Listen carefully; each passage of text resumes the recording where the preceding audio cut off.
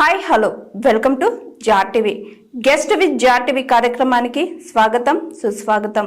ఈ రోజు మన ముందున్న guest Adilabad BJP parliament in-charge అలాగే బీజేపీ సీనియర్ నాయకులైన అల్జాపూర్ శ్రీనివాస్ గారు. అసలు తెలంగాణలో బీజేపీ పరిస్థితులేంటి? తెలంగాణలో బీజేపీ రెండు గ్రూపులుగా విడిపోయాయి అంటున్నారు. దాంట్లో వాస్తవం ఎంత? తెలంగాణలో బీజేపీ రాజకీయం ఎలా ఉండబోతుంది? ఇలాంటి ఎన్నో విషయాలు ఆయన మాటల్లోనే ఆయన్ని అడిగి తెలుసుకుందాం. హాయ్ సార్, నమస్తే. ఎలా ఉన్నారు సార్? ఫైన్ అమ్మా, thank you very much. Sir, తెలంగాణలో ప్రముఖంగా మనం చెప్పుకోవాలంటే బీజేపీ పరిస్థితి ఎలా ఉందనుకోవచ్చు సార్? ఇప్పుడు మొన్నటి పార్లమెంట్ ఎన్నికల్లో రిజల్ట్ చూసినాం. భారతీయ జనతా పార్టీ 8 స్థానాలు గెలుచుకుని కాంగ్రెస్ పార్టీతో సమానంగా సీట్లు పంచుకోవడం జరిగింది. Out of 17 8 BJP, 8 Congress, 1 MIM. ఇది పార్టీ పురోగతి కదా, బలం పెరిగినట్టే కదా.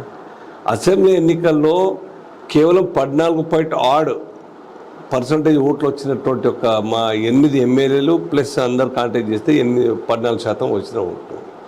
అమాంతంగా 35.6% ఓట్లు సంపాదించి 8 పార్లమెంట్ స్థానాలు గెలిచిందంటే ప్రజల్లో భారతీయ జనతా పార్టీ పట్ల, అలాగే మా జాతీయ నాయకులందరి యొక్క యోగదానం కారణంగా, మోదీ గారి యొక్క పరిపాలన కారణంగా, మోదీ గారి యొక్క చరిష్మా కారణంగా బీజేపీ యొక్క రాష్ట్రంలో బలోపేతమైంది.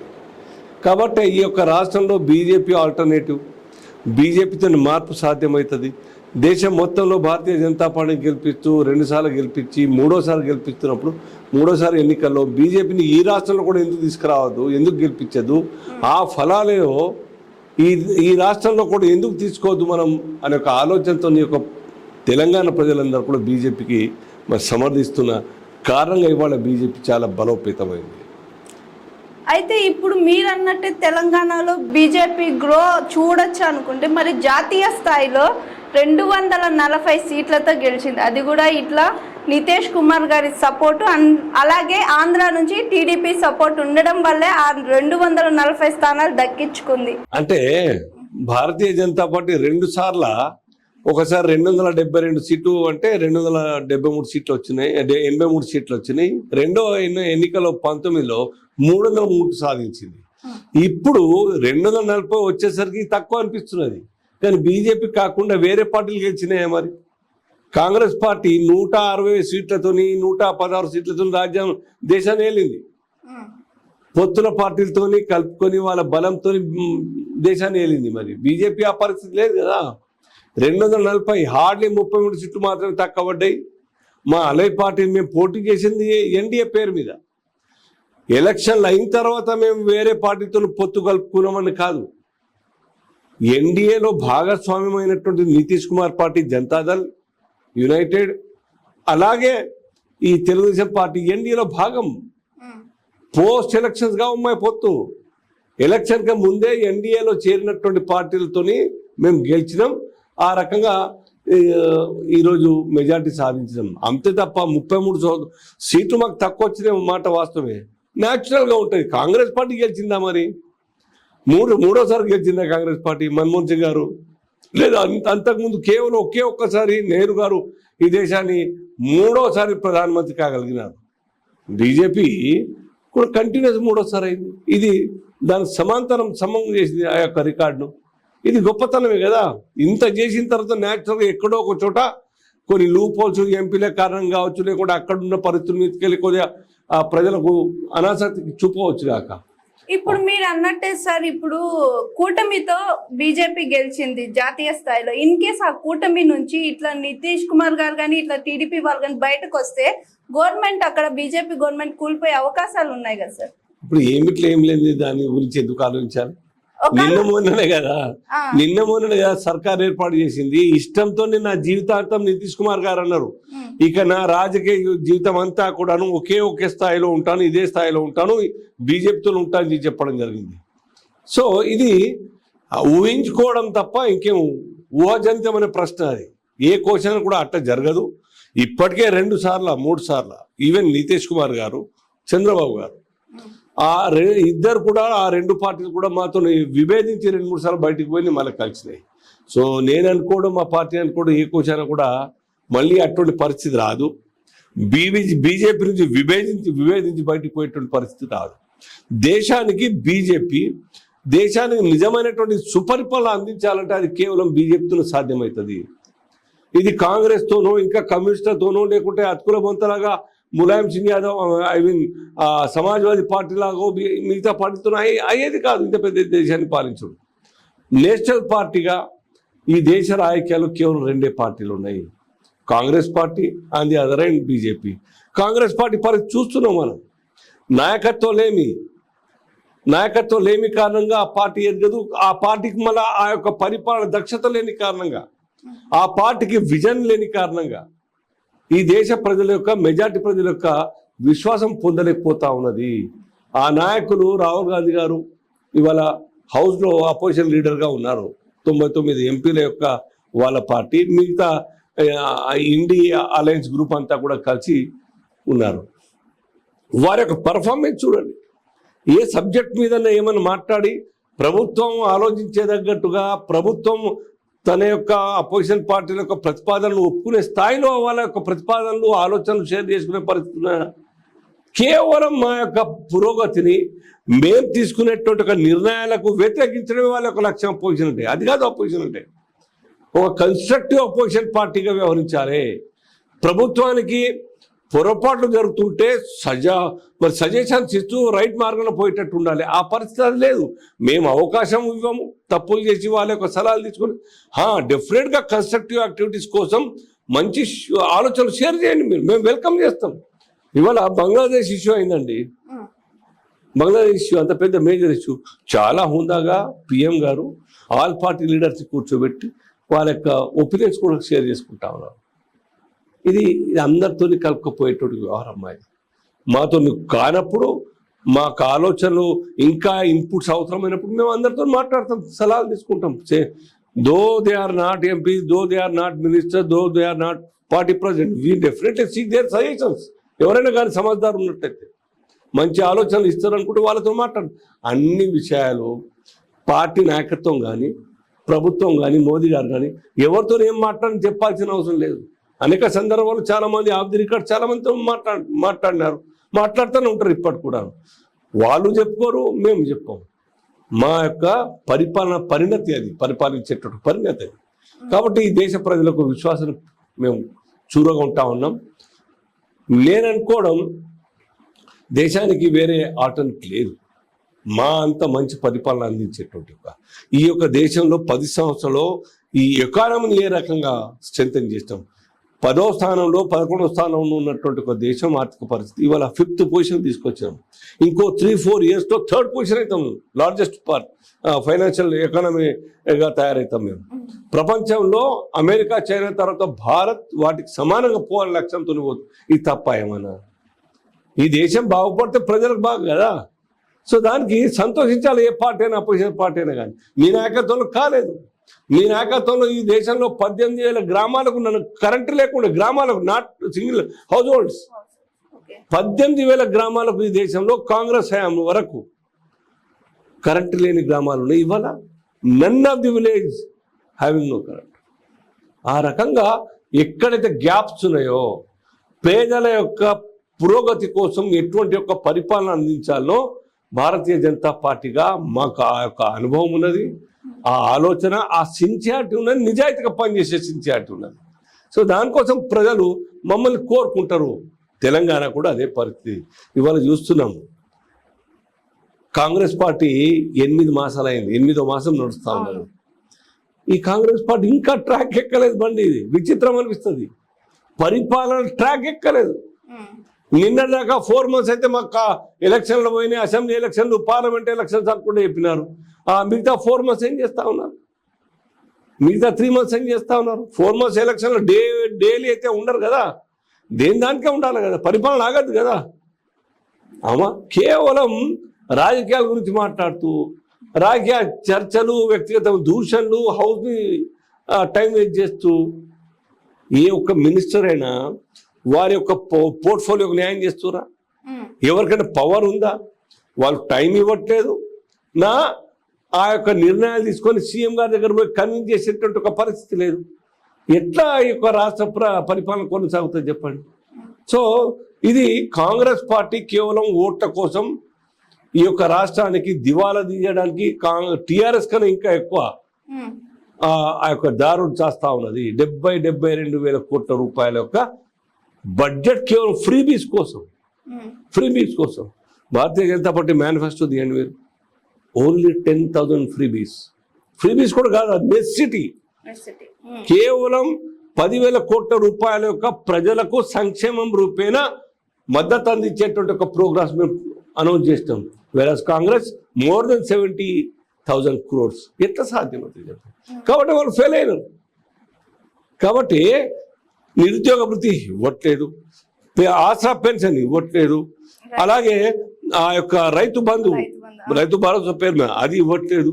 Only one program they have launched, free bus మహిళలకు. అది కూడా ఆర్టీసీకి రూపాయి ఇవ్వలేదు ఇప్పటిదాకా.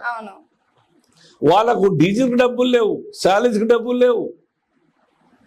శాలరీస్ కోసం ఎంటైర్ స్టేట్లోని ఎంప్లాయీస్కి డబ్బులు ఇవ్వాలంటే ఎవ్రీ ఫస్ట్కు ఆలోచించాలి, ఎక్కడి నుంచి అటుకరావాలి, ఏ లోన్ తీసుకురావాలి. ఇప్పటికే 21,000 కోట్ల రూపాయలు కేంద్ర ప్రభుత్వ సపోర్ట్తోని ఆర్బీఐ ద్వారా ఇంకా ఇతరత్ర సోర్సెస్ ద్వారా బాకీలు తీసుకొచ్చి ఈ రాష్ట్రాన్ని నడుపుతున్నారు. మీరు ఎట్లా ఈ యొక్క రాష్ట్రాన్ని నడపగలుగుతారు unless you have sufficient money with the state. Okay sir, ఇప్పుడు తెలంగాణ కాంగ్రెస్ గవర్నమెంట్ మీద మీరు ఇన్ని ఎలిగేషన్స్ చూపిస్తున్నారు కదా, ప్రతిపక్షంగా ఉన్న బీఆర్ఎస్ ప్రతి విషయంలో వాళ్ళకు రివర్స్ లో వెళ్తుంది. అంటే వాళ్ళు జాబ్ క్యాలెండర్ కానీ రైతు బంధు కానీ ప్రతి విషయంలో వాళ్ళకు పోరాడుతుంది వాళ్ళ మీద. కానీ బీజేపీ ఎక్కడా కనపడటం లేదు, వాళ్ళ బీజేపీ నాయకుల వాయిస్ కూడా బయటికి రావటం లేదు. ఎందుకు ఈ సిచ్యువేషన్? అది మీ మీడియాకి ఎవరు మరి కొందరు అట్లా మా పట్ల చేస్తురచ్చు, కానీ మేము మాట్లాడిన మాటలు ప్రచారం ఇవ్వాలి, మేము చెప్పిన విషయాలు ప్రింట్ రావాలి, పేపర్లో రావాలి. పేపర్లో టీవీలు చూపించకపోవచ్చు, అంత మాత్రం మా పోరాటం లేదనుకోవడమా? హౌస్లో మాట్లాడతలేమా, బయట మాట్లాడతలేమా? ఈ రోజు చూడండి మీరు, బీజేపీ ఆఫీస్లో రైతు సేవా కేంద్రం పేరు మీద రైతులకు జరగాల్సినట్టు చేస్తున్నాం కదా. ఇట్లా అనేక జిల్లాల్లో బీసీ డిక్లరేషన్ కోసం కొట్లాడుతున్నాం. నిరుద్యోగ యువతకు ఉపాధి కల్పించాలి, ఉద్యోగాలు నింపాలని చెప్పి కొట్లాడుతున్నాం. బీసీ మోర్చా మీద మొన్నదాకా ధర్నాలు చేసాం. రిజర్వేషన్స్ యొక్క కేటగిరీ వైజ్ రిజర్వేషన్ల యొక్క అయిన తర్వాతనే లోకల్ బాడీ ఎలక్షన్స్ చేయాలని చెప్పేసి మేము ఇప్పటి నుంచి డిమాండ్ చేస్తాం. ధర్నాలు చేస్తాం జిల్లా కలెక్టరేట్ దగ్గర. ఇవన్నీ ప్రోగ్రామ్స్ పోరాటం కావాలి. బీఆర్ఎస్ అంటే మీ అందరి దృష్టిలో కేసీఆర్ గారు, కేటీఆర్ గారు పెద్ద నాయకులు. They are not at all leaders, they are not at all actual public కోసం పనిచేసిన నాయకులు కాదు. ఇవాళ రోడ్డు మీదకి వచ్చారు, నిన్నదా కళ్ళు నెత్తి మీద ఉండే. ఇప్పటికీ వారి బాడీ లాంగ్వేజ్ మారలేదు కేటీఆర్ గారిది. ఇప్పటికి కేసీఆర్ ఇంకా ఆ నశ నుంచి పోలే, పవర్ యొక్క నశ నుంచి బయటికి రాలే, కాబట్టి హౌస్కు రావట్లేదు. కాబట్టి ఇప్పటికీ ఫామ్ హౌస్లో ఉంటా ఉన్నారు. అది కాదు, అట్లా కాదు. ప్రజా జీవితం అంటే నిరంతరం ప్రజల కోసం ఆలోచించాలి. ప్రచారం వస్తుందా తర్వాత మిట్ట టీవీలు చూపిస్తున్నాయా, పేపర్లు రాస్తున్నాయో కాదు. Bharatiya Janata party always for the people, of the people అని చేస్తూనే పోతుంది. కాబట్టి మాకు ఒకరు సర్టిఫికేట్ ఇవ్వాల్సిన అవసరం లేదు, ప్రజలు ఇస్తారు మాకు సర్టిఫికేట్. ప్రజలు గుర్తిస్తే చాలు. ప్రజలు మేము ఎంత కష్టపడుతున్నాం, మా పాలన కారణంగా, మోదీ గారి పరిపాలన కారణంగా ఈ రాష్ట్రంలో కూడాను ఏ రకంగా ఫలాలు అంతా ఉన్నాయి, అవి ఎట్లా ఇంప్లిమెంట్ కావాలి, పొరపాట్లు జరుగుతూ ఉంటే ప్రభుత్వాన్ని మరి నిలబెట్టి అడిగే స్థితిలో మేము ఉన్నాం, చేస్తున్నాం కూడా. కాబట్టి మాకు సంపూర్ణమైన విశ్వాసం, పేపర్లు రాసినా రాయకున్నా, టీవీలు చూపించినా చూపించకున్నా మా పని మేము పని చేసుకుంటూ పోతాం. ఈ యొక్క రాష్ట్రంలో బీఆర్ఎస్ ఏ కోశాన కూడా ఆల్టర్నేట్ కాదు కూడా. కారణం ఈ యొక్క రాష్ట్రం యొక్క very purpose of the formation of TRS now they last. Telangana వాదం వాళ్ళు మర్చిపోయారు, పక్కన పెట్టేసారు. తెలంగాణ పోయి బీఆర్ఎస్ చేసినారు, మళ్ళీ బీఆర్ఎస్ పోయి తెలంగాణ ఓడిపోగానే. అది వాళ్ళ కాన్సెప్ట్. స్వార్థం కోసం బ్యానర్స్ వాడుకుంటారు, డైలాగ్స్ వాడుకుంటారు, స్టేట్మెంట్స్ వాడుకుంటారు. మరి మీకు ఇచ్చినటువంటి 10 సంవత్సరాలు తెలంగాణ కోసం ఏం చేసినారు? అంటే వాళ్ళు ఉన్న 10 సంవత్సరాలు తెలంగాణ అభివృద్ధి ఏమీ జరగలేదు అనుకోవచ్చా? ఏ అభివృద్ధి పేరు మీదైనా మీరు చూపెట్టండి నాకు, అవినీతి లేకుండా ఏదైనా ఉన్నదా? ఎందుకు చర్చ నడుస్తా ఉన్నది కాళేశ్వరం గురించి? ఎందుకు మిషన్ కాకతీయ గురించి మాట్లాడుతున్నాం? ఎందుకు మిషన్ భగీరథ గురించి మాట్లాడుతున్నాం? ఎందుకు లిక్కర్ స్కామ్ గురించి మాట్లాడుతున్నాం? ఎందుకు భూదందాల మీద కబ్జాలు చేసుకొని అనేక ధరణి పేరు మీద వేల కోట్ల రూపాయల యొక్క కబ్జా చేసుకున్న చర్చ ఎందుకు పేపర్లో టీవీలో వస్తా ఉన్నది? అంటే అది చర్చ వరకే ఉంది కానీ దాని వెనక రుజువులు ఏం లేవని కొట్టిపడే. అది ఈనాటి సర్కార్ చేయాల్సిన బాధ్యత, మేము కాదు. మేము ఎందుకని వాళ్ళు చెయ్యాలా? మరి ఏదో చెప్పలేము. హరీష్ రావు గారు, రేవంత్ రెడ్డి గారి యొక్క ఆలోచన ఏమున్నదో ఇద్దరు ఒకటే నచ్చు. ఏ కోశాలైనా ఒకవేళ గనక రేవంత్ రెడ్డి గారికి తీసేయాలి అని కాంగ్రెస్ ఆలోచిస్తే, లేదా ఉత్తమ్ కుమార్ రెడ్డి లేకుంటే కోమటిరెడ్డి లేకుంటే దామోదర్ రాజనరసింహనో ఈ కోణాల నుంచి థ్రెట్ వస్తే బీఆర్ఎస్ ఎమ్మెల్యేలు ఉంటారు నాకు సపోర్ట్ గానే ఆలోచించి యాక్షన్ తీసుకోకపోవచ్చు, కావచ్చు కూడా. రాజకీయాలు ఏదైనా సాధ్యమే. ఎథిక్స్ లేని పార్టీలకు రాజకీయాలు ఎథిక్స్ లేనిటువంటి వాళ్ళకి ఇవన్నీ కూడా సాధ్యమైతాయి. కానీ ఇంకో రూమర్ కూడా వస్తుంది కదా సార్, ఏదైనా థ్రెడ్ వస్తే పోయి బీజేపీలోనే చేరతారు, అందుకే మోడీ గారితో బాగా సత్సంబంధాలతో ఉన్నారు రేవంత్ రెడ్డి, కుదిరితే కాంగ్రెస్ ను కూడా తీసుకెళ్లి బీజేపీలో విలీనం చేసేస్తాడు తెలంగాణ కాంగ్రెస్ అని కూడా వస్తుంది కదా సార్. ఇప్పుడు భారతీయ జనతా పార్టీలో ఎవరైనా చేరొచ్చు, వెల్కమ్, అందరికి వెల్కమ్ చేస్తుంది. మా సిద్ధాంతాలకు అనుగుణంగా పనిచేయాలని ఒక లక్ష్యంతో ఉన్నది మేము తీసుకుంటాం. కానీ పార్టీ వాళ్ళ ప్రభుత్వం పడిపోతున్నప్పుడు మేము ఆసరాగా నిలబడి మేము బతికిచ్చేది లేదు. మేమే పౌరులకు రావాలన్నది మాకు. ఇంకెవరో సీఎంగా చూడాలని మాకు లేదు. ఎందుకు రావద్దు మేము పార్టీ? మేము నిజాయితీగా సిన్స్ 1980 ఏప్రిల్ 6 నుంచి భారతీయ జనతా పార్టీగా ఈ యొక్క రాష్ట్ర రాజకీయాల్లో పనిచేస్తున్నాం. పార్టీ పనిచేస్తూ ఉన్నది. నిన్న మొన్న వచ్చిన పార్టీ అధికారంలోకి వస్తుంది. నిన్న మొన్న వచ్చినటువంటి ఒక అధికారం పంచుకొని దివాలా దీపిస్తే ఒక రాష్ట్రాన్ని. మేము నిజాయితీ ఎక్కడ కూడా అక్రమం అవినీతి అనే ఒక మాట లేకుండా ఇవాళ రాజకీయ జీవితాలు నడుపుతున్నామే, పార్టీ నడుపుతున్నామే. సో ప్రజలకు ఆలోచిస్తారు, ప్రజలు ఆలోచిస్తారు. కాబట్టి బీఆర్ఎస్కు సపోర్ట్ చేసేది మేము. థ్రెట్ ఉండి రేవంత్ రెడ్డి మాకు సపోర్ట్ ఇవ్వండి బీజేపీ అంటే మేము చేసేది లేదు. ఏ కోచంగా జరగదు. మేమే భారతీయ జనతా పార్టీగానే ఈ యొక్క రాష్ట్ర రాజకీయాల్లో పౌరులకు రావాలి, ముఖ్యమంత్రి మా సర్కార్ రావాలి మేము చూస్తున్నాం. కాబట్టి the question of joining our hands with BRS or Congress does not arise. In case BJP ఇక్కడ గవర్నమెంట్ ఫామ్ చేస్తే తెలంగాణ గవర్నమెంట్ కు సీఎం గా ఎవరు ఉండొచ్చు? అది ఇప్పటికే కేంద్ర ప్రభుత్వం, కేంద్ర పార్టీ ఆలోచిస్తుంది. అది ఇప్పుడు టైం బాగున్నది. ఇంకా 4 years 5 months ఉన్నది.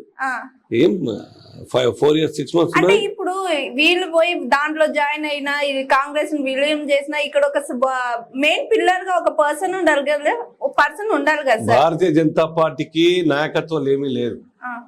దేర్ ఆర్ మెనీ లీడర్స్, చాలా మంది లీడర్లు. మీరు తెలంగాణ చెప్తున్నాం. మీరు ఒరిస్సాలో ఇప్పటి ముఖ్యమంత్రి పేరు ఎప్పుడైనా విన్నారా? రాజస్థాన్ ముఖ్యమంత్రి పేరు ఎప్పుడైనా విన్నారు? ఫస్ట్ టైం ఎమ్మెల్యే ఆ రాజస్థాన్ ముఖ్యమంత్రి. వారిని బీజేపీ చేసింది. ఫస్ట్ టైం ఎమ్మెల్యే ఎన్నడు కాలే. ఫస్ట్ టైం ఎమ్మెల్యే సీఎంగా చేసినారు. Gujarat first time MLA CM చేసినారు. ఆయన పూరి గుడిసెల్లో ఉండేటువంటి ఒక నైదర్ మాస్ లీడర్ ఒక పేద వొకాబులర్ ఉన్నటువంటి లీడర్ కాదు.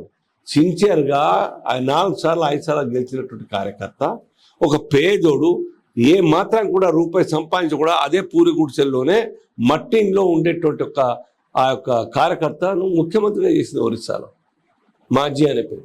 సో ఆ రకంగా బీజేపీ వినూత్నంగా ఆలోచిస్తుంది. ఏ డబ్బు ఉన్నోడిని తీసుకురావాలి, కుల బలం ఉన్నోడిని తీసుకురావాలి, ముఖ్యమంత్రి చేయాలి, పైనుంచి బాగా ఇన్ఫ్లుయెన్స్ ఉన్న వాళ్ళని తీసుకురావాలి, గాడ్ ఫాదర్ ఉన్నోళ్ళని తీసుకురావాలి. లేదు, ఊహించని విధంగా భారతీయ జనతా పార్టీ నిర్ణయాలు ఉంటాయి. ఊహించారు ఎవరు? వసుంధర రాయ సింధియా గారినో లేకుంటే 5 సార్లు ముఖ్యమంత్రి అయినట్టు శివరాజ్ సింగ్ గారిని వేరే పార్టీ బాధ్యతలు ఇచ్చి లేకుంటే మంత్రులు చేసి ముఖ్యమంత్రిగా కొత్త వాళ్ళని తీసుకొస్తారు. హూఇజ్ మోహన్ యాదవ్? మా కార్యకర్త. ఆ రకంగా ఈ రాష్ట్రంలో కూడా చాలా మంది నాయకులు ఉన్నారు, అనుభవం ఉన్న వాళ్ళు 30-40 చాలా మంది మా టీం ఉన్నారు, అనేక మంది ఉన్నారు. పార్టీ కోసం నిబద్ధతతో పనిచేసేటువంటి నాయకత్వం ఉన్నది.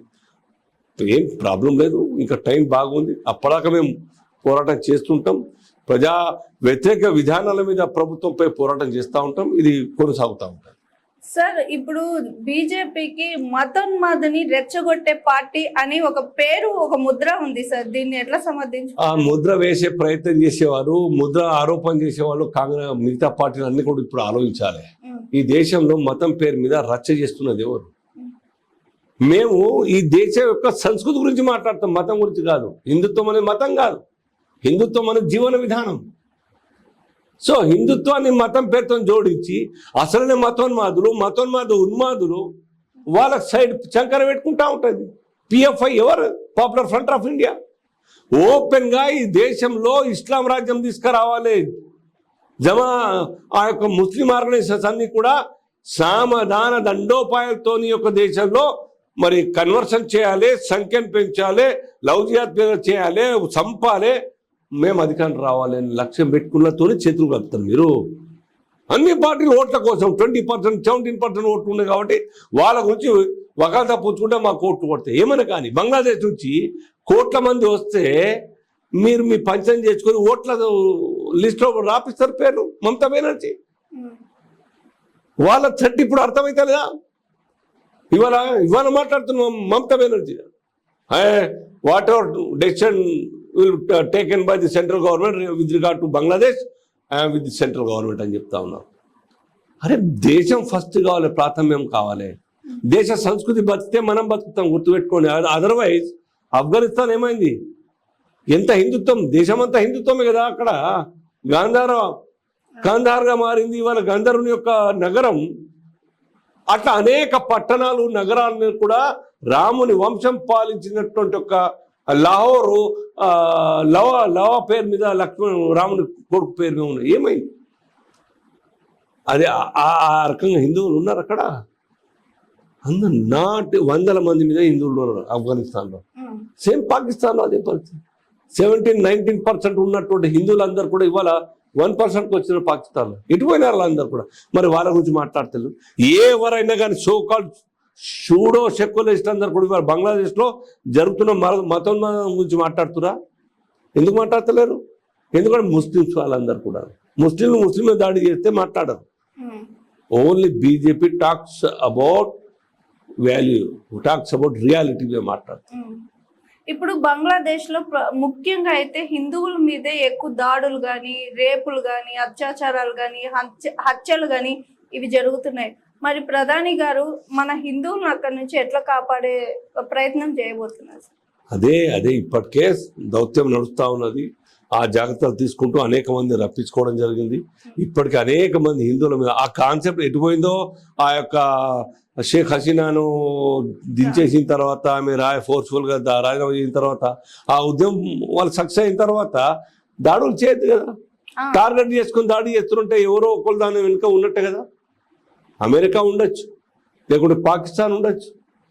ఎవరు ప్రేరేపించేది? ఎవరు దాన్ని ఖండించారు? మరి చైనా పక్క రాష్ట్రం, పక్క దేశం కాబట్టి చైనా అంటున్నారు కదా. ఇప్పుడు ఈ దేశంలో చిన్న ఇన్సిడెంట్ జరిగితే మొత్తం అన్ని పొలిటికల్ పార్టీ మాట్లాడితే, మైనార్టీ వాళ్ళ మీద దాడి జరిగితే, మరి అక్కడ మైనార్టీ హిందువుల గురించి ఎందుకు మాట్లాడరు?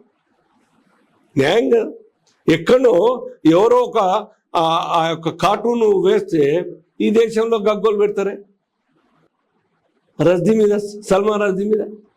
మరి ఇక్కడ బంగ్లాదేశ్లో జరుగుతుంది ఎందుకు మాట్లాడు?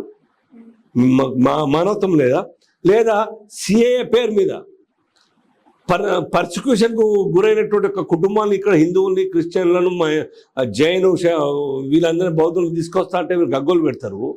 ముస్లింలను కూడా తీసుకురావాలంటారు, వాళ్ళకు కూడా పౌరసత్వం ఇవ్వాలంటారు.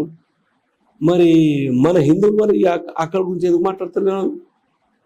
విచ్ ఇస్ బేస్ న్యాయమైన మానవత్వం కలిగినటువంటి ఒక విషయం అది. వాళ్ళు మాట్లాడాలి, వాళ్ళ గురించి మాట్లాడతారు. ముస్లిం గురించి సేమ్ సిచ్యువేషన్ కదా బంగ్లాదేశ్లో జరుగుతున్నది. మొత్తం ఆస్తులు మొత్తం లూటి, అగ్గిపెట్టడాలు, చంపేయడాలు జరుగుతూ ఉన్నాయి. టార్గెట్ కిల్లింగ్ జరుగుతూ ఉన్నాయి. దాని గురించి ఎందుకు మాట్లాడు ఈ దేశంలో రాజకీయ పార్టీ ఎక్సెప్ట్ భారతీయ జనతా పార్టీ? ఇది తేడా బీజేపీకి మిగతా పార్టీగా. సార్ ఇంకోటి వచ్చేసరికి కేరళలో మొన్న వచ్చిన వరదలో వైనాట్ అనే ఊరు కొట్టుకుపోయిన దాంట్లో దగ్గర 370 పై మంది చనిపోయినారు. సో ఇప్పుడు కేరళ రాష్ట్రాన్ని మన ప్రధాని గారు ఎలా ఆదుకోబోతున్నారు, చనిపోయిన వాళ్ళ కుటుంబాలకు ఎలాంటి భరోసా ఇస్తున్నారు అంటే దీని గురించి ప్రధాని గారు ఎక్కువ ఎక్కడ మాట్లాడింది లేదు. ఒక ట్వీట్ చేసి సానుభూతి తెలియజేశారు కదా. సో దీని మీద కూడా రూమర్స్ వస్తున్నాయి. దీన్ని మీరు ఎలా చూడొచ్చు? విచిత్రం అంటే పని జరిగింది చూడాలి గాని ప్రచారం కోసం గోరంతా చేసి కొండంతా చెప్పుకునే అలవాటు మాకు లేదు. మా బాధ్యతగా ఎప్పటికప్పుడు అనుక్షణం అక్కడ కమ్యూనికేషన్ ఉంచుకొని అక్కడ పనిచేస్తూ ఉన్నది.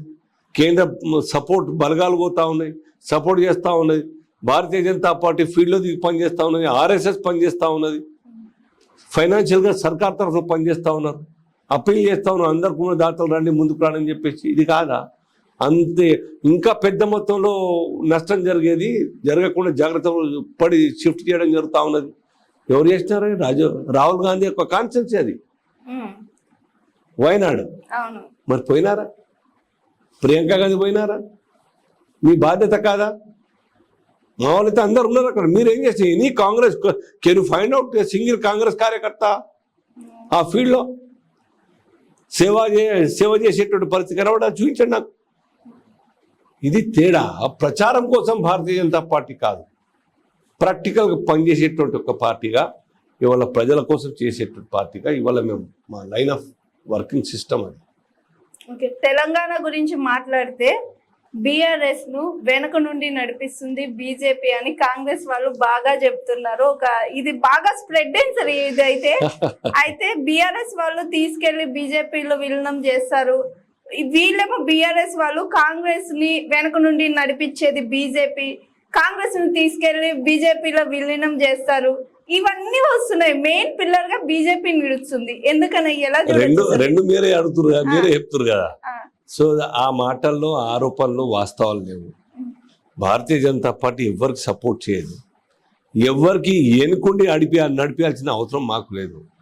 మేము ఇండిపెండెంట్గా ఒక రాష్ట్రంలో ఎదగాలనుకుంటున్నాం. రెండు పార్టీలు చేసే తప్పుల్ని ఎత్తి చూపి ప్రజల ముందు దోచిగా నిలబెట్టాలని చేస్తున్నాం, అదే చేస్తున్నాం. ఇవాళ బీఆర్ఎస్ పోయిందంటే కేవలం భారతీయ జనతా పార్టీ పోరాటం వల్లనే. మంచి ఏ రకంగా సంజయ్ గారు వారి యొక్క హయాంలో చేసిన కాలంలో ఏం బాగా పోరాటం చేస్తారు. మేమందరం కూడా కష్టపడ్డాం. Whatever decision taken by the state party then president, మేమంతా కూడా ఉధృతంగా ఉద్యమాలు చేసినాం. లాఠీ దెబ్బలు తిన్నారు, అరెస్టులు అయిన, కేసులు అయిన, చాలా లాస్ అయినాం. దాని కారణంగా ఈ యొక్క రాష్ట్రంలో బీఆర్ఎస్ అవినీతి మొత్తంగా కూడా బయటపడి ప్రజల్లో చర్చ జరిగి ఓటు వ్యతిరేకంగా వేయడానికి సిద్ధమైనటువంటి ప్రజల్లో అప్పుడు కాంగ్రెస్కు ఆ అడ్వాంటేజ్ అయింది, ఆ వ్యతిరేకత. కమ్యూనిస్ట్ పార్టీలు సభలు పెడతాయి, పెద్ద సభలు పెడతాయి, 1,00,000, 2,00,000తో పెడతా ఉంటాయి. మరి ఏ కాన్స్టిట్యూన్సీలు కూడా వాళ్ళకు 5,000కు మించి రావు. అట్లా మేము చేసిన పోరాటం చేసినాం. మేము అనుకున్న ఒక 30 సీట్లు వస్తాయని చెప్పేసి 8 గెలిచినాం, 19 చోట్ల సెకండ్లో వచ్చినాం, న్యారోలో కొన్ని సీట్లు ఓడిపోయినాం. బట్ ఆ లాస్ట్ సిచ్యువేషన్లో బీజేపీ గెలవదు, బీజేపీ మళ్ళీ టీఆర్ఎస్ పొత్తులు ఉంటే ప్రాబ్లం అయితే అనుకున్నచ్చు. బహుశా ప్రజలు ఓట్లేదు, కాంగ్రెస్తో కలిసే ప్రసక్తే లేదు మేము. సో ప్రజల మనసులో బీజేపీ పొత్తు అయితే పోస్ట్ ఎలక్షన్ అనుకున్నావచ్చు. కాబట్టి వ్యతిరేకత కేసీఆర్ మీద ఉన్నది కాబట్టి, కేసీఆర్ను ఏ కోశాలు గెలవనియదు కాబట్టి కాంగ్రెస్కి వేసినారు. దాని కారణంగా అడ్వాంటేజ్ కాంగ్రెస్కి అయింది తప్ప బీజేపీ మీద వేరే అభిప్రాయం ఉండి కాదు. బీజేపీ మంచిదే కాబట్టి ఆ అభిప్రాయం మళ్ళీ 3 మాసాలు 4 మాసాలు మరి ఆ అభిప్రాయం మరి యాజ్ ఇట్ ఈస్గా స్టేబుల్ అయింది. ఎంపీ ఎలక్షన్ గెలిపించినారు. సో వచ్చే భవిష్యత్తు భారతీయ జనతా పార్టీది. రాబోయే కాలంలో స్థానిక అంశం, తెలంగాణ అంశం ఉండదు కాబట్టి మళ్ళీ విశ్వాసం కోల్పోయిన కుటుంబ పరిపాలన మళ్ళా వాళ్లకు ప్రజలు ఓటేయరు. కాబట్టి కాంగ్రెస్ పార్టీ అనేక 100 అబద్ధాలు ఆడి ఒక్కటి కూడా చేయలేని పరిస్థితి ఉంటుంది. కాబట్టి ఆ రెండు పార్టీలు కాదని బీజేపీని సపోర్ట్ చేస్తే బీజేపీ అధికారం రావడం ఖాయం. సార్, ఈ రోజు నుంచి బీజేపీ రైతు రచ్చబండ అనే కార్యక్రమాన్ని స్టార్ట్ చేసింది. సో ఈ కార్యక్రమం ద్వారా తెలంగాణలో ఉన్న రైతులకి ఎలాంటి సపోర్ట్ ఇస్తారు? ఈ కార్యక్రమం అసలు ఎందుకని ఈ కార్యక్రమం మొదలు పెట్టారు సార్? అంటే జనాభాలో 72% డైరెక్ట్ ఇండైరెక్ట్ ప్రజలంతా కూడాను వ్యవసాయమే ఆధారపడరు. వ్యవసాయం అన్నది state subject as well as central subject. But ఎక్కువ శాతం రాష్ట్ర ప్రభుత్వం తీసుకునేటువంటి ఒక నిర్ణయాలు నిలబడి ఉంటాయి. రాష్ట్ర ప్రభుత్వం యొక్క వ్యవసాయం వాళ్ళు చూడాల్సిన బాధ్యత. మీరు చూడండి, రైతుల పట్ల ఎంత వివక్ష చూపుతా ఉన్నారు. ఎన్నడన్నా నైదర్ బీఆర్ఎస్ సర్కార్ ఆదుకోలేదు. వీళ్ళు ఏమనుకుంటే ఆదుకోవడం అంటే మేము ఆ పంటకు 5,000 ఇస్తున్నాం కదా, అదే పెద్ద ఆదుకున్నాం అనుకుంటారు. లోన్ మాఫ్ చేస్తున్నాం కదా, అదే ఆదుకున్నాడు అనుకుంటున్నాం. అరే very purpose of the farmers issues గురించి సొల్యూషన్ గురించి ఆలోచించారు. వ్యవసాయం లాభసాటి వ్యవసాయంగా తయారు కావాలి. రైతు ఇష్టంతో పంట పండించడానికి ముందుకు రావాలి. కొత్త పంటలు ఏమున్నాయి, కమర్షియల్ క్రాప్ ద్వారా ఇంకా లాభం ఎట్లా పెంచేయచ్చు, అలాగే ఎక్స్పోర్ట్ ఏ స్థాయిలో తీసుకెళ్ళచ్చు, అటువంటి క్వాలిటీ సీడ్, క్వాలిటీ గ్రెయిన్స్ ఎట్లా పండించవచ్చు పంటలు, దాని మీద మీరు డిపార్ట్మెంటల్గా స్టడీ చేసి మ్యాన్ పవర్ రిక్రూట్ చేసి, సైంటిస్ట్లను రిక్రూట్ చేసి, అగ్రికల్చర్ ఆఫీసర్ రిక్రూట్ చేసి, రైతుల మీద నిఘా పెట్టి వాళ్ళని ఎంకరేజ్ చేయండి. ఆదర్శ రైతుల ద్వారా వాళ్ళను ముందర పెట్టండి. అవన్నీ కాదు మేము మాఫీ చేస్తున్నాం కాబట్టి లోన్, అరే ఎన్ని రోజులు లోన్లు మాఫీ చేస్తూ ఉంటారు. సర్కార్ మీద ఆధారపడకుండా గౌరవంగా ఇట్లా ఇచ్చే విధంగా రైతులను ఎందుకు చూడదలుచుకోరు మీరు? మేము కోరుకునేది అది లాభసాటి రైతాంగ వ్యవసాయం ఉండాలి. రైతులకు ఆ యొక్క గిట్టుబాటు మాత్రమే కాదు, లాభసాటి వ్యవసాయం కావాలి. అందుకోసం బీజేపీ ధర యొక్క పెంచుతా ఉన్న ఎంఎస్పి ఈ స్థాయిలో కొనాలని చెప్పేసి 1,100 రూపాయలు ఉన్నటువంటి వడ్ల ధర ఇవాళ 2,340 రూపాయలు. బీజేపీ వచ్చిన తర్వాత చెప్తున్నాను ఈ మాట. అలా అనేక పంటలు 23-24 పంటల మీద ఎంఎస్పి పెంచి ధరలు పెంచి కొనే విధంగా తయారు చేసింది బీజేపీ సర్కార్. మరి కాంగ్రెస్ హయాంలో నైదర్ ఆ ధరలు పెంచలేదు, ఏ పంటకు కూడా బోనస్ ఇచ్చిన పాపాన పోలేదు కాంగ్రెస్ పార్టీ. ఈ యొక్క రాష్ట్ర ప్రభుత్వం కూడా బీఆర్ఎస్ ఎప్పుడు బోనస్ ఇచ్చిన పాపాన పోలేదు. ఇది తేడా. మేము స్థూలంగా ఆ యొక్క వ్యవసాయ క్షేత్రాలన్నీ కూడా మార్పు రావాలి, అదే పోరాటం చేస్తున్నాం. కాబట్టి ఇవాళ రైతుల పక్షపాతిగా నిలబడి మేము పోరాటం చేస్తున్నాం, రైతులను ఆదుకోవాలని చెప్పేసి. రైతు మాఫీ, రుణమాఫీ కాదు, ఆ రుణం మళ్ళీ తీసుకొని దర్జాగా కట్టుకునే స్థాయికి రావాలి. గుజరాత్ మోడల్ నేను వచ్చిన తర్వాత చెప్పిండు కదా ముఖ్యమంత్రి గారు ప్రమాణ స్వీకారం అయిన తర్వాత, నేను గుజరాత్ మోడల్ తయారు చేస్తాను. ఎందుకు ఊరికే అన్నాడు? కాంగ్రెస్ పార్టీ ముఖ్యమంత్రి కదా, గుజరాత్ మోడల్ రాష్ట్రాన్ని తయారు చేస్తాను. ఇవన్నీ చేస్తే ఇండస్ట్రియలైజేషన్, ఐటీ, విదేశీ పెట్టుబడులు, ఎఫ్డిఐస్, వ్యవసాయం, సోలార్, ఇవన్నీ అనేక అంశాలు గుజరాత్లో మరి చేసి చూపించింది మా యొక్క బీజేపీ సర్కార్, మోదీ సర్కార్. కాబట్టి గుజరాత్ మోడల్ అని వీరు చెప్పినారు. గుజరాత్ మొత్తం ట్రోలీని తీసుకెళ్లి కేటీఆర్ గారు చూసి వచ్చినారు. ఎందుకు చేసినారు? ఆదర్శ రాష్ట్రంగా తయారైంది కాబట్టి ఆ రకంగా చేయాలనే లక్ష్యం ఉన్నది. వీళ్ళతో కాదు, ఆశలు చూపి మొత్తం అడియాశల్లో ముంచేటువంటి ఒక సర్కార్లు, పార్టీలు. ఓన్లీ బీజేపీకి state rescue the farmers. Sir, BJP వెనుక ఆర్ఎస్ఎస్ ఉందని చాలా మంది అంటున్నారు, అది ఎంతవరకు నిజము? బీజేపీ వెనుక ఆర్ఎస్ఎస్ లేదు, ఆర్ఎస్ఎస్ వెనుక బీజేపీ లేదు. మాకందరికి కూడాను మాతృ సంస్థగా మేము ఫీల్ అవుతాం. మేము బికాస్ సంస్కారం, దేశభక్తి, నడవడిక ఇవన్నీ కూడా మేము అంతా కూడా నేర్చుకునే ఆర్ఎస్ఎస్తోనే. ఇవాళ వాజ్పేయి గారు కానీ, మోదీ గారు కానీ, అద్వానీ గారు కానీ, మేమందరం కూడా ఆర్ఎస్ఎస్ మూలాల నుంచి వచ్చిన వాళ్ళమే. అదొక పొలిటికల్ పార్టీ కాదు. నా పార్టీగా భారతీయ జనతా పార్టీకి డే టు డే యాక్టివిటీస్ గురించి గైడెన్స్ చేయదు. మీరు సంస్కారవంతులుగా, స్వయం సేవకులుగా తయారు కాండి.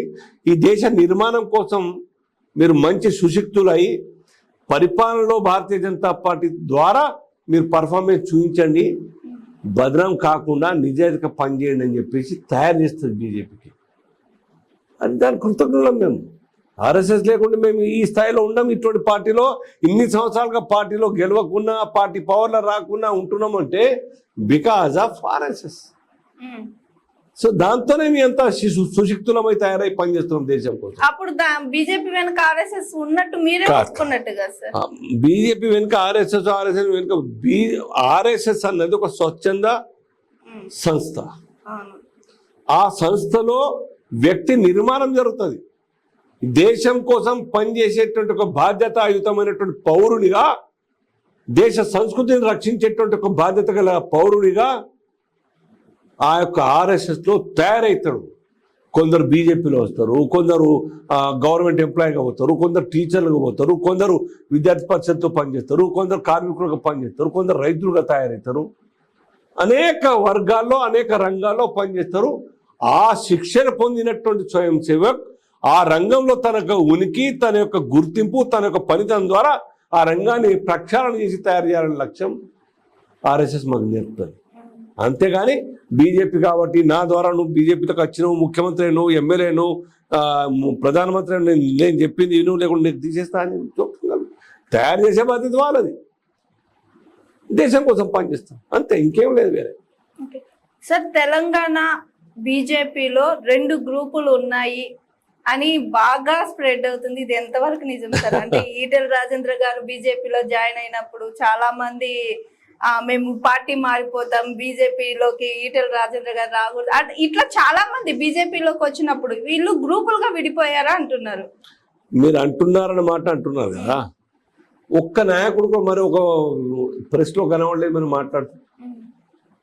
ఈటెల రాజేందర్ గారు కావచ్చు, లేదా వారికి మద్దతు ఇచ్చేటువంటి సోకాల్డ్ మీరు అనుకునే విధంగా వారికి మద్దతు ఇస్తున్నట్టుగా వారికి అభిమానులుగా ఉన్నటువంటి ఒక కార్యకర్తలుగా, నాయకులుగా, డౌన్ లైన్లో ఉన్న నాయకులు మరి వేరే నాయకులు ఖిలాఫ్లో మాట్లాడలేదు. మరి ఇవన్నీ కూడా పత్రిక మీడియా సృష్టించినటువంటి ఒక దుష్ప్రచారం తప్ప ఇంకేం లేదు. అందరూ అన్నారు, కొందరు మాత్రం అని డెఫినెట్గా కొన్ని అంశాల మీద అభిప్రాయాలు వేరే వేరే ఉండవచ్చు కాక అంత మాత్రం అవి భేదాలు ఉన్నట్ట మనసులో మనస్పర్ధ ఉండదు. ఇష్యూల మీద అభిప్రాయాలు వేరే ఉండవచ్చు కాక, కానీ మనిషి మధ్యన మనస్పర్ధలు ఉండదు, వ్యక్తిగతమైన దుష్మని ఉండదు.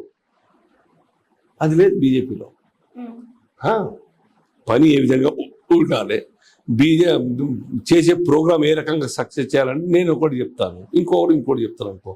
అల్టిమేట్గా మెజార్టీ యొక్క ఒపీనియన్ ప్రివేల్ అవుతుంది. ఆ రకంగా జరుగుతూ ఉంటుంది. ప్యూర్లీ డెమోక్రటిక్ సిస్టంలో పార్టీ యాక్టివిటీ నడుస్తుంది, నిర్ణయాలు జరుగుతాయి. ఇది పార్టీ కాదు, మోనోపలిగా నడిచే పార్టీ కాదు.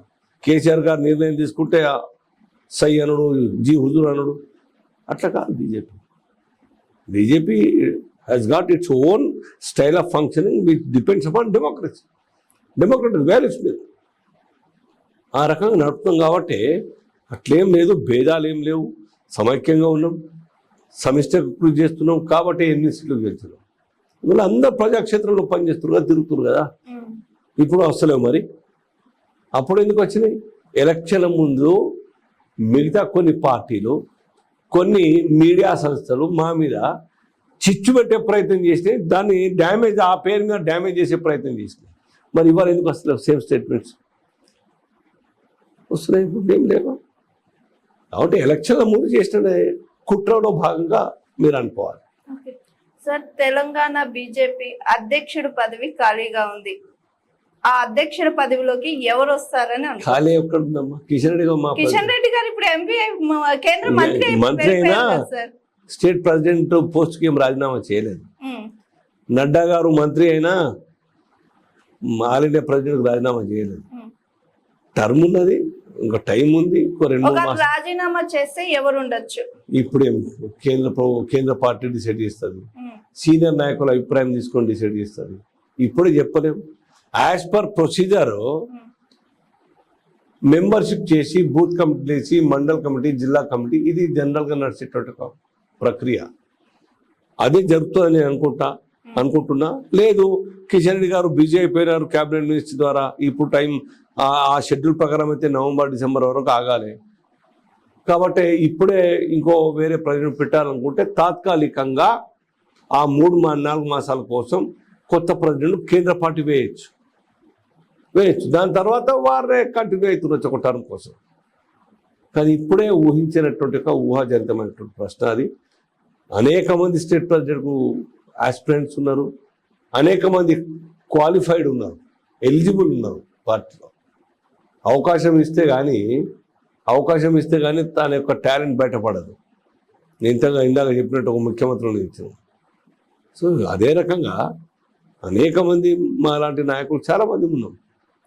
ఎవరికైనా ఇవ్వచ్చు. ఇస్తే కానీ ఆ యొక్క వాక్చాతుర్యం, ఆలోచన దృక్పథం, విజనరీ ప్లానింగ్, స్ట్రాటజీ, ఆ సత్తా ఉన్నోళ్ళు చాలామంది ఉన్నారు. ఎవరికి ఇచ్చినా అదే అందంగా సమిష్టిగా సమైక్యంగా పనిచేస్తాం పార్టీ గెలుపు కోసం, పార్టీ గ్రోత్ కోసం. సార్, ఈ ఎలక్షన్లో మీరు నిజామాబాద్ ఎంపీగా సీట్ ఎక్స్పెక్ట్ చేశారు, కానీ మీకు రాలేదు. ఆ క్షణం మీకు ఏమనిపించింది సార్? నా అదృష్టం బాగాలేదు అనుకుంటా. బికాస్ నేను వాస్తవంగా మీరు అడిగినట్టు నేను ఎక్స్పెక్ట్ చేసిన టికెట్ అడిగింది వాస్తవమే. 1980 నుంచి పనిచేస్తున్నాను పార్టీలో. పార్టీ ఫార్మేషన్ డే నుంచి పనిచేస్తున్నాను, ఏప్రిల్ 6 నుంచి. 3 సార్లు ఎమ్మెల్యేగా అప్పటికే పోటీ చేసిన. 2 సార్లు ఆర్మూర్ నుంచి, 2018లో బోధన నుంచి చేయమంటే బోధన నుంచి చేసిన. సో ఇస్తే బాగుండేది, ఇస్తే గెలుస్తుంటేవి. ఒక నిజమైన కార్యకర్త, గ్రౌండ్ లెవెల్ నుంచి వచ్చినటువంటి ఒక కార్యకర్తకు అవకాశం ఇచ్చినట్టు అవుతుంది అని అనుకున్నా. ఇవ్వలేదు. పార్టీ కోసం పనిచేస్తాం.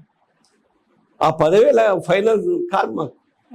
పదవి ఉన్నా లేకున్నా, పోటీ చేసి టికెట్ ఇస్తే గెలిచినా గెలకున్నా పార్టీ కోసం పనిచేస్తాను. దేశం సర్వోపరి మాకు. Party next, self last. Nation first, party next, self last. ఆ లక్ష్యంతోనే మేము పనిచేస్తున్నాం కాబట్టి అవకాశం ఇస్తే డెఫినెట్గా పనిచేసి చూపిస్తాం. ఇప్పటికీ ఇంకా న్యాయం చేస్తారని ఆశిస్తున్నా. పార్టీ ఇంకో రకంగా మా స్థాయిలో ఏదైనా బాధ్యత ఇస్తే పార్టీకి చేయమంటే పార్టీకి చేస్తాం, ప్రభుత్వంలో చేయమంటే ప్రభుత్వంలో చేస్తాం. ఇన్ కేస్ పార్టీ నుంచి ఎలాంటి పదవి లేకుండా మీరు కార్యకర్తగానే, ఇన్ఛార్జిగానే చేస్తూ ఉండండి అని ఇట్లే మిమ్మల్ని ముంచేస్తే బీజేపీ నుంచి బయటకు వచ్చే ఛాన్సెస్ ఉన్నాయా? బీజేపీలోనే కొనసాగుతారా? ఫ్రీగా యునానిమస్ గా ఏదైనా పార్టీ మీకు నామినేటెడ్ ఇస్తాం, రాజ్యసభ అయినా పోడు, అల్జాపూర్ పోడు, గుర్తుపెట్టుకోండి. అంతేనా? సమస్య లేదు. యునానిమస్ గా ఒక్క ఎంపీ సీట్ ఇస్తాం మీరు రండి అని చెప్పిన పోడు. ఎమ్మెల్సీ ఇస్తామన్న పోడు. Aljapur Srinivas developed with on the basis of ideology. సిద్ధాంతం కోసం పనిచేసిన కార్యకర్త నేను. అవకాశవాదం, సీట్ల కోసం, డబ్బుల కోసం కాదు. సో ఆ ప్రశ్నే రాదు. ఎవరన్నా అడిగే ధైర్యం కూడా చేయరు నాకు. ఎందుకని బీజేపీలో మీకు అంత నచ్చిన, అంత మీ మైండ్ ని మస్మరైజ్ చేసిన సిచ్యువేషన్ ఎందుకు బీజేపీలోనే ఉండాలి, కార్యకర్తగానే ఉంటూ నేను బీజేపీతోనే నడుస్తానని అంత మస్మరైజ్ చేసిన సిచ్యువేషన్ ఏంటి సార్? బీజేపీ దేశభక్తి, నిజమైనటువంటి దేశభక్తి. దేశభక్తి కోసం కార్యకర్తను తయారు చేసేటువంటి పార్టీ భారతీయ జనతా పార్టీ. పేదలకు పనిచేయాలనే ఒక సంకల్పంతో పనిచేసే పార్టీ భారతీయ జనతా పార్టీ. నిజాయితీగా దేశ సంస్కృతిని రక్షించేటువంటి పార్టీగా భారతీయ జనతా పార్టీ. ఎన్ని అంశాలు లేవు బీజేపీలో. సో అనేక అంశాలు, ఏ అంశంలో చూసినా, ఆలోచించినా కానీ ఏ పార్టీ కూడా కనీసం పోటీలో ఆలోచించదగ్గట్టు కూడా క్వాలిఫై కాదు. బీజేపీలో అన్ని క్వాలిటీస్ ఉన్నాయి. ఆ రకంగా బీజేపీ ఆలోచిస్తుంది. మా సిద్ధాంతం అటువంటిదే. కేవలం మనుషులే కాదు, దేశం అంటే కేవలం మట్టి భూభాగమే కాదు. దేశం అంటే, దేశభక్తి అంటే ఈ దేశంలో ఉన్నట్టు సంస్కృతి, సాంప్రదాయాలు, దేశంలో పుట్టను కొలుస్తాం, చెట్టును కొలుస్తాం, జీవిని కొలుస్తాం, జంతువుని కొలుస్తాం మనం. ఆ సంస్కృతి భారతీయ జనతా పార్టీ ఆ యొక్క టేకప్ చేసి పనిచేస్తుంది కాబట్టి ప్రపంచమే బీజేపీ యొక్క సిద్ధాంతాన్ని, ఆర్ఎస్ఎస్ ఐడియాలజీని ఆలోచిస్తూ ఉన్నది. హిందుత్వం మీద అనేక దేశాల్లోని యూనివర్సిటీస్లలో మరి రీసెర్చ్ చేస్తూ ఉన్నారు. మేమేం సొంతంగా హిందుత్వం పుట్టించలేదు. మేము ఒక్కరమే క్లెయిమ్ చేస్తలేము. ఎవరైనా క్లెయిమ్ చేయొచ్చు. మాకేం పేటెంట్ రైట్ లేవు. దేశభక్తి అంటే ఇవన్నీ కలగలిసినటువంటి ఒక ఈ వాతావరణం ప్రపంచంలో కేవలం భారత్ ఉన్నది. ఆ సంస్కృతి, ఆ ఐడియాలజీ, ఆ సిద్ధాంతం కేవలం భారతీయ జనతా పార్టీ దగ్గరే ఉన్నది. అది కాబట్టే దేశ ప్రజల యొక్క విశ్వాసాన్ని చూరగొంటా ఉన్నది. ఇవన్నీ కూడా మేము ఆలోచిస్తూ ఉంటే, అరే నిన్నదాకా భారత్ మాతాకి జయ అన్నాం, సంస్కృతి అన్నాం, దేశభక్తి అన్నాం, నిజాయితీ అన్నాం. మరి ఇవాళ అవకాశం సీట్ ఇస్తా అంటే వెళ్ళిపోతే నేను ఇచ్చిన స్పీచ్లో తప్పుగా అన్నట్టే కదా. నేను మాట్లాడిన సిద్ధాంత రీత్యా మాట్లాడిన ప్రతి ఊర్లో మాట్లాడే సిద్ధాంత స్పీచ్లు అన్నీ కూడా తప్పు అని నేను ఇన్సల్ట్ చేసుకోవడమే కదా. సో ఆ మనస్సు, అంతరాత్మ అడ్డం వస్తాయి మా అలాంటి వాళ్ళు. మీరు చెప్పినట్టు బీజేపీలో వచ్చిన వాళ్ళు మీరు అడగచ్చు, వస్తురుగా ఎమ్మెల్యే అయిన వాళ్ళు పోయిరు, ఇంకా అయిన వాళ్ళు పోయిరు, పోతారు. కొందరు పోతారు, వాళ్ళకి అర్థం కాకపోవచ్చు, ఇంజెక్ట్ కాగలేకపోవచ్చు, లేదు స్వాతం ఇంకా ఎక్కువ మేజర్ రోల్ ప్లే చేసిందచ్చు వాళ్ళకి ఆలోచన. కొందరు పోతారు కొత్త వాళ్ళు. బట్ మాలాంటి పాత కార్యకర్తలు 99.99% ఎవరు పార్టీ వదిలిపోరు. ఈ ఆలోచన పక్కకు పెట్టేటువంటి ఒక దుస్తులు బట్టలు ఊడి తీసి దాన్ని ఏమంటారు గోడకు పెట్టేది హ్యాంగర్, ఆ రకంగా కాదు సిద్ధాంతం అంటే. నిగూఢమైనటువంటి అర్థం ఉన్నటువంటి ఒక ఆలోచన విధానం భారతీయ జనతా పార్టీది. దానికోసం మేము పరితపిస్తాం పనిచేయడానికి. అవకాశం పదవి లేకుండా పనిచేస్తాం మేము. ఇదేం నిన్నదాకా పనిచేసినటువంటి హైదరాబాద్ ఇన్ఛార్జ్ నేను ఎలక్షన్ కోసం పనిచేసిన, అది పదవి కాదు. స్టిల్ నేను క్లెయిమ్ చేస్తాను బీజేపీ కార్యకర్తని, గొప్ప కార్యకర్తగా. అదే అసలు దాన్ని అయితే కానీ ఒక పెయిన్ అయితే ఉంటుంది కదా సార్, ఇన్ని సంవత్సరాల నుంచి కార్యకర్తగానే ఉండిపోతున్నాను, నేను ఆశించింది ఒక చిన్న పదవి కూడా రాలేదని ఒక పెయిన్ అయితే ఉంటుంది. అది ఎప్పుడైనా మీరు అనుభవించారా సార్? పెయిన్ కాదు, తృప్తి ఉన్నది. ఆలోచన వస్తుంది. కొందరు అడుగుతారు, ఏమన్నా మీకు ఎన్ని సంవత్సరాలు పనిచేస్తున్నావు, నువ్వు గవర్నర్ కావాలి, రాజ్యసభ ఎంపీ ఇవ్వాలి, లేదంటే లోక్సభ ఎంపీ ఇవ్వాలి, ఇవాళ టికెట్ ఇవ్వాలి అనేవాళ్ళు చాలా రోజు 5-10 మంది కలుపుతూ ఉంటారు, మాట్లాడుతూ ఉంటారు, టాపిక్ తీస్తారు ఈ విషయం. నిన్న కూడా టికెట్ వచ్చి ఉంటే ఇంకా 2 లక్షలతో గెలుస్తుంటే అని అనేవాళ్ళు ఉంటారు. మా మీద అభిమానము, మా గురించి తెలుసో, మా టాలెంట్ తెలుసో, మాకు నిజాయితీ కావచ్చు, నిబద్ధత కావచ్చు, పనిచేసే సామర్థ్యం కావచ్చు చూసి అనేవాళ్ళు ఉంటారు. కానీ నాకు అవకాశం రానప్పుడు ఏం చేయాలి? ఎందరికని ఇస్తారు పార్టీ టికెట్? దేశంలో నాలాగా లక్షల మంది ఉన్నారు కార్యకర్తలు, అందరికైతే సర్టిఫై చేయలేరు. సో అది ఆ ఫైనల్ ఆ పరమార్థాన్ని అర్థం చేసుకుంటే చాలు. సిద్ధాంతం కోసం పనిచేస్తున్నాం విషయం, దాంతో పనిచేస్తాం. కార్యకర్తగా ఎవరు ఆ ట్యాగ్ అయితే తీసేయలేరు బీజేపీ కార్యకర్త అన్నది, పదవి లేకున్నా కానీ. ఏ పని ఎప్పుడే చేస్తాం, దాంట్లో వెనుకకొచ్చేది లేదు. బట్ ఇచ్చి ఉంటే ఇంకా బాగా ఇస్తుంటే ఒక సిస్టమేటిక్ వేలో ప్రజాప్రతినిధిగా ప్రజలకు అందుబాటులో ఉండి నిజాయితీగా, ఫెయిర్గా, అహంకారం లేకుండా వ్యవహరించేటువంటి అవకాశం ప్రజాప్రతినిధికి ఉంటే ఇంకా బాగా పనిచేయగలుగుతాం. అది నేను చేస్తానని నాకు విశ్వాసం ఉన్నది. ఆలోచిద్దాం. పార్టీ ఇప్పటికీ ఆలోచిస్తున్న టైం ఉన్నది, ఇంకా గవర్నమెంట్ ఉన్నది, అనేక అవకాశాలు ఉంటుంది. ఏది ఇస్తే తీసుకుందాం సార్. అంటే ఇట్లా పక్క స్టేట్ అయినా ఏపీలో బీజేపీ పరిస్థితి ఏంటి సార్? బీజేపీ కూడా పెరిగింది అక్కడ. అంటే అక్కడ కూటమి వల్ల బీజేపీ స్టామినా పెరిగింది అనుకో. డెఫినెట్ గా అక్కడ ఎంపీలు గెలిచినారు, ఎమ్మెల్యేలు గెలిచినారు, మా ఎంపీ మినిస్టర్ అయినారు, మా కార్యకర్త సత్య మినిస్టర్ అయినారు, కేంద్రంలో మామూలు కార్యకర్త మినిస్టర్. ఎంత గొప్పతనం చూడండి. యోధాని యోధులు ఉన్నారు అక్కడ, కోట్లు ఉన్న కూడా ఉన్నారు. వాళ్ళకి ఇవ్వలే మినిస్టర్. ఒక మామూలు కార్యకర్త వర్మ గారు కేంద్ర మంత్రి అయినారు, ఒక మామూలు కార్యకర్త సత్య యాదవ్ గారు మంత్రి అయినారు. ఇక్కడ మామూలు కార్యకర్త సంజయ్ గారు, మామూలు కార్యకర్త కిషన్ రెడ్డి గారు, మామూలు కార్యకర్త, వాళ్ళు మినిస్టర్ అయినారు. అది ఏ రకంగా ఆలోచిస్తే చెప్పండి. కాబట్టి అక్కడ కూడా పెరుగుతుంది పార్టీ. ఇప్పటికే పెరుగుడు మొదలైంది, ఇంకా పెరుగుతుంది రాబోయే కాలంలో. కాంగ్రెస్ రాదు, నా వైసీపీ రాదు. ఇప్పుడు అక్కడ బీజేపీ చాలా బలపడే అవకాశం, ఆ స్పేస్ని బీజేపీ క్యాచ్ చేస్తుంది. డెఫినెట్గా పార్టీ ఇంకా పెరుగుతుంది అక్కడ. సార్, ఇంకా కొంచెం పాలిటిక్స్ మనం పక్కన పెడితే మీ పర్సనల్ లోకి వెళ్దాం. అల్జాపూర్ శ్రీనివాస్ గారు ఎక్కడ పుట్టారు, ఏం చదువుకున్నారు, పాలిటిక్స్ లోకి ఎందుకు వచ్చారు, ఇవన్నీ తెలుసుకోవాలనుకుంటున్నాం సార్. మాది నిజామాబాద్ జిల్లా ఆర్మూర్ అమ్మ. నేను పుట్టింది అక్కడనే, చదువుకునేది అక్కడనే, సర్కారీ స్కూల్లో చదువుకున్నా. డిగ్రీ దాకా గవర్నమెంట్ స్కూల్, కాలేజ్ మొత్తం గవర్నమెంట్. ఎల్ఎల్బి చేసింది ఔరంగాబాద్లో చేశాను. 94లో నాకు, అప్పుడు నేను జస్ట్ యంగ్, 94లోనే నాకు ఎమ్మెల్యే టికెట్ ఇచ్చింది పార్టీ. 30 ఏళ్ళ కింద పార్టీ చేయమంటే చేసిన. అప్పుడే కొత్తగా బీజేపీలో ఉన్నప్పటికి కూడాను జిల్లా స్థాయిలో పనిచేస్తున్న కార్యకర్తను కాంటాక్ట్ చేయాలని కాంటాక్ట్ చేసినాం. ప్రాక్టీస్ చేస్తూ ఎల్ఎల్బి చేసిన తర్వాత ప్రాక్టీస్ చేస్తున్నాను. ఆ రకంగా స్టూడెంట్ లైఫ్ నుంచి కూడా చిన్నప్పటి నుంచి ఆర్ఎస్ఎస్, స్టూడెంట్ లైఫ్లో ఏబీపీ ప్లస్ బీజేపీ, ఆ రకంగా పనిచేస్తున్నా. అట్లా ఎదిగిపోయినాం. 2009లో కూడా ఎమ్మెల్యేగా పోటీ చేసిన. 2018లో బోధన నుంచి చేయమంటే చేసిన. రాష్ట్ర కార్యదర్శిగా బీజేపీ, రాష్ట్ర స్పోక్ పర్సన్గా, జిల్లా ప్రెసిడెంట్గా పనిచేసిన. ఆ రకంగా మేము ఒక బీసీ కమ్యూనిటీకి చెందినాం. బీసీ వివాస్ కమ్యూనిటీ అంటారు. సో ఆ కమ్యూనిటీకి చెందినటువంటి వ్యక్తిని. ఆ సిద్ధాంతం చిన్నప్పుడు రావడం వల్ల మనం వేరే ఆలోచన లేకుండా పనిచేస్తూ పోయినాం. నాకు తృప్తి ఉన్నది. ప్రజల్లో అనేక అంశాల మీద పోరాటాలు చేస్తాం, పని చేస్తాం, కష్టాలు. ఆ పేరు ప్రజల మధ్యన ఉన్నది అలియాపూర్ హుసేన్ పార్టీ. బీజేపీ అంటే ఉండగానే అలియాపూర్ హుసేన్ గుర్తు చేస్తారు. ఇది మాత్రం ఆ పేరు సంపాదించుకుని చాలు. ఆ గౌరవం అధికారులు కావచ్చు, కలెక్టరేట్లో, పోలీస్ ఆఫీసర్ అందరి దగ్గర అలియాపూర్ హుసేన్ బ్రాండెడ్ ఫర్ బీజేపీ అని చాలు. ఆ రకంగా పనిచేస్తూ వచ్చినాము.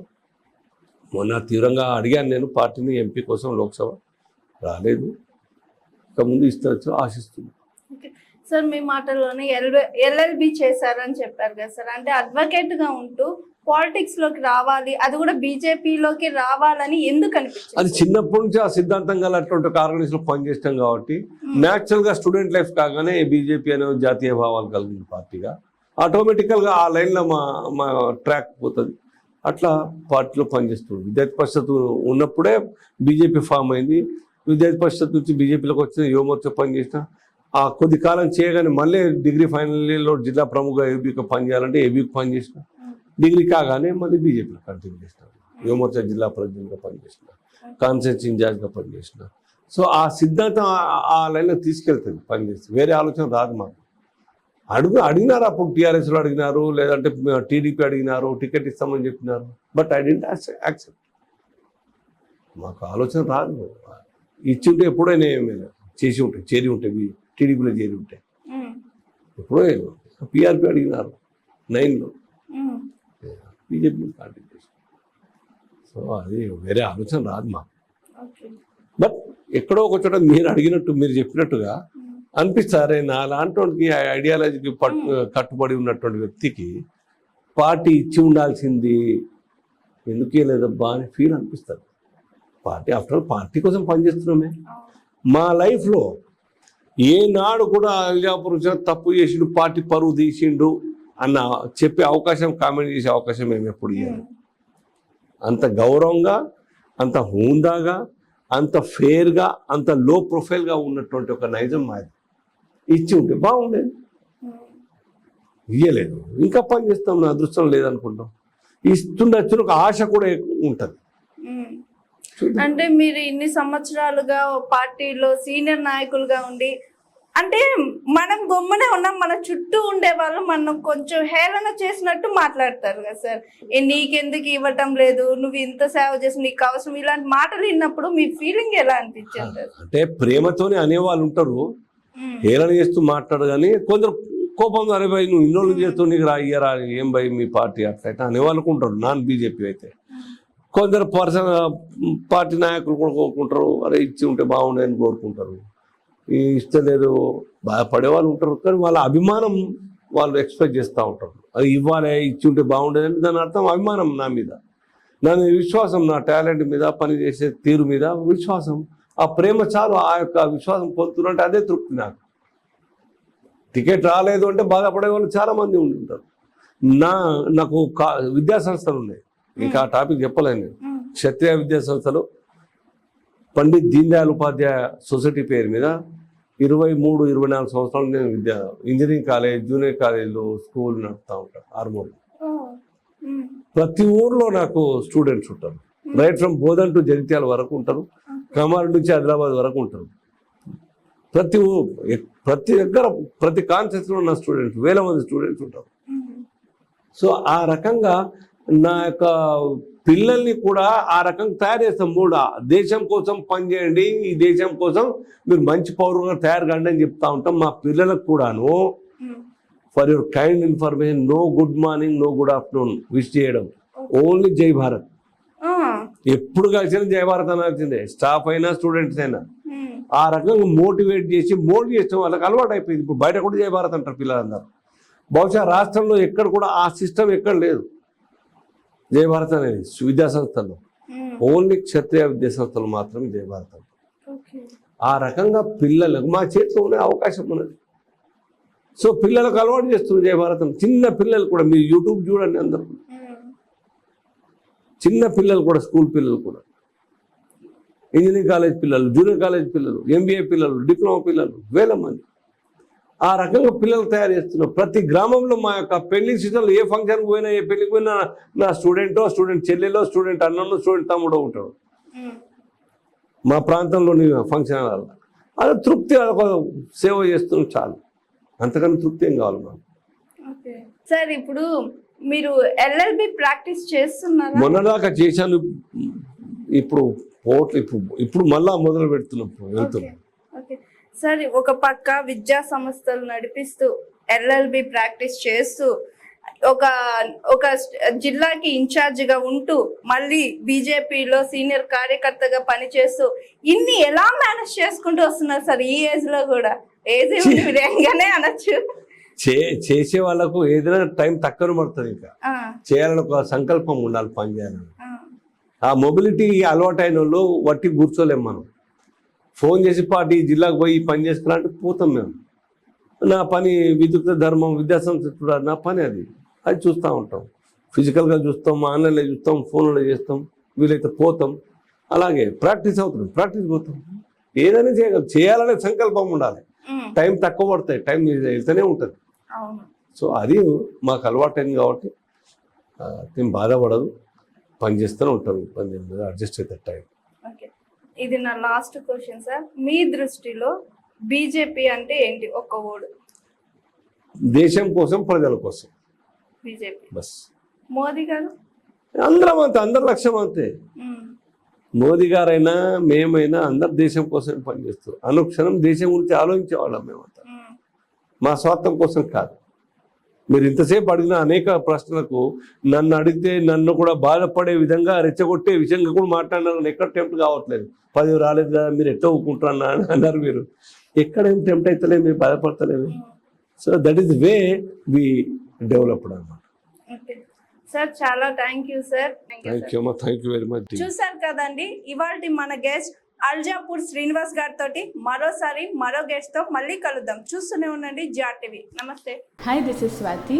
లైక్ చేయండి, షేర్ చేయండి, కమెంట్ చేయండి అండ్ సబ్స్క్రైబ్ చేయండి GR TV. Hi, this is Monica. Please like, share and subscribe GR TV.